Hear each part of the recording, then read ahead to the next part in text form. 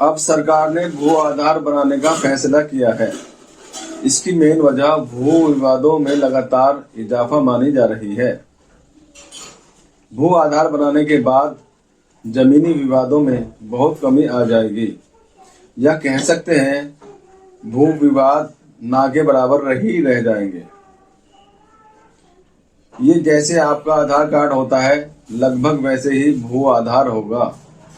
इसमें आपकी जमीन की डिटेल होगी।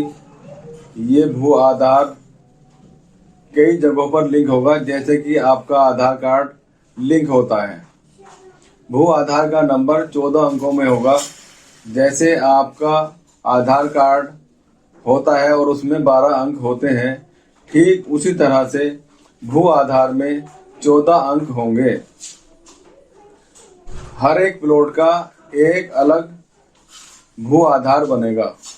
उसमें सारी जानकारी रहेगी, उसमें QR कोड रहेगा, उसमें हर चीज की जानकारी दर्ज रहेगी कि आप का प्लॉट कितने एकड़ का है, आपका खेत कितने एकड़ का है, या आपका प्लॉट कितने वर्ग मीटर का या कितने वर्ग गज का है, उसका रकबा क्या है, उसकी चौहद्दी क्या है, और कब से आपको मालिकाना हक है। इससे यह फायदा होगा कि खरीद फरोख्त में जो फर्जीवाड़ा होता है वो नहीं होगा और खरीद फरोख्त की जटिलताएं लगभग समाप्त हो जाएंगी। अगर आपको कोई जमीन लेनी है या आपको लेनी होगी, लेना चाहेंगे, तो भू आधार से सारी डिटेल पता लगा सकते हैं कि जमीन पर कोई लेन देन वगैरह या कोई विवाद तो नहीं है।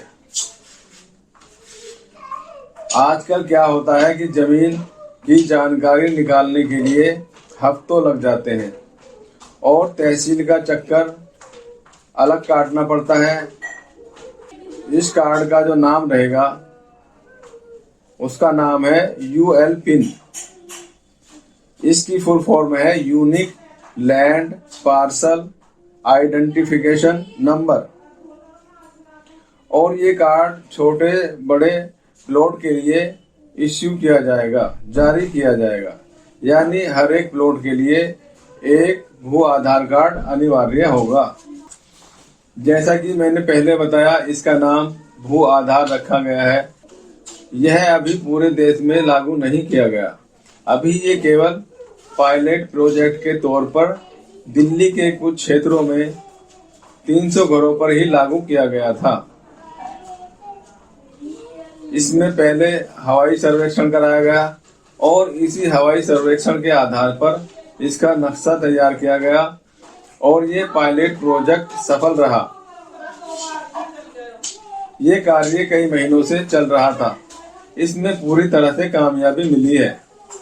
अब सरकार ने यह निर्णय लिया है कि पहले इसे दिल्ली में लागू किया जाए और जब दिल्ली में यह कार्य कंप्लीट हो जाएगा और व्यवस्था पूरी ठीक हो जाएगी, बाद में इसे पूरे भारत में लागू किया जाएगा।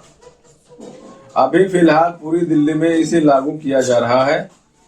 इसके बाद पूरे देश में भू आधार बनाए जाएंगे, क्योंकि भारत के उत्तर प्रदेश, बिहार, उत्तराखंड, झारखंड, मध्य प्रदेश, राजस्थान,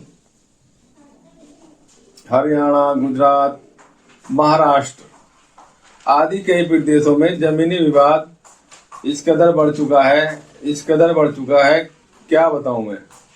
कोर्ट में, तहसीलों में मेला सा लगा रहता है और लोगों को जमीन खरीदने में डर लगता है। कई बार रजिस्ट्री हो जाती है, दाखिल खारिज हो जाता है, सब कुछ कराने के बाद मकान भी बन जाता है। उसके बाद प्रशासन द्वारा या नगर निगम द्वारा उस मकान पर बुलडोजर चला दिया जाता है और मकान को ध्वस्त कर दिया जाता है। कारण कई लोग सरकारी पट्टे की जमीन या नगर निगम की जमीन भी बेच देते हैं और लोगों की जीवन भर की या 10-20 साल की कमाई डूब जाती है और घर का सपना धरा का धरा रह जाता है। इसमें सरकार और प्रशासन की नाकामी भी उजागर होती है। तो सरकार को भी अब लगता है कि कुछ लोगों के साथ यह बहुत गलत हो जाता है।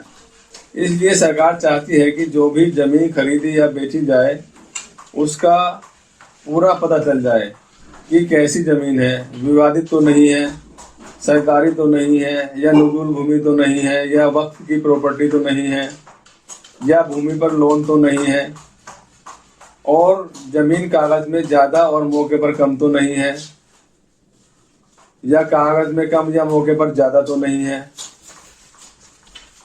इस सब को देखते हुए इसीलिए सरकार ने ये निर्णय लिया है कि हर एक प्लॉट का एक भू आधार बनेगा, जिस पर अंकित यूएल पिन से जमीन की पूरी सच्चाई सामने आ जाएगी। इससे जमीनी विवाद में बहुत कमी आ जाएगी और ये जमीनी विवाद ना के बराबर ही रह जाएंगे। इससे खरीदारों को और देशवासियों को बहुत राहत मिलने की उम्मीद है। आपको ये जानकारी कैसी लगी, कमेंट करके ज़रूर बताएं।